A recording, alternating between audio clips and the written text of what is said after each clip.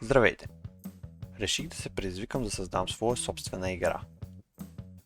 Още от малък обичам да играя игри и съм играл различни жанрове, но няма да излъжа, че любимия си ми остана MMORPG-то.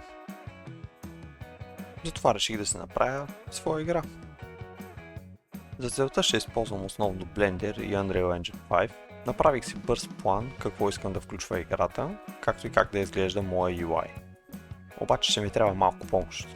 Затова се обърнах към моя помощник, ChatGPT.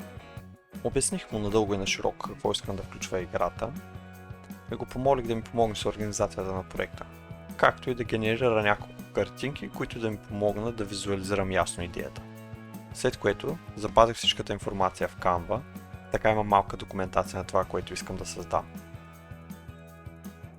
После отворих набързо Blender и си поиграх малко да моделирам. Нищо, че е рано за това. Така създадох този шедьовър. Не този. Направих бърз блокаут на кафене, което искам да използвам по-късно в тестовете.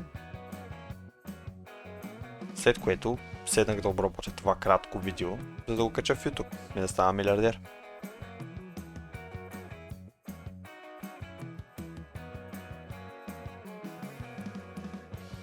За малко да забравя нещо много важно, а именно име за моето студио. Понеже не измислих нищо оригинално, се спрях на това. Доста оригинално, а?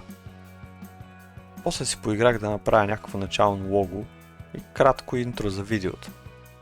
Малко прекалих с ефектите, но за сега ще е това. И това е за сега. Ден 1, край.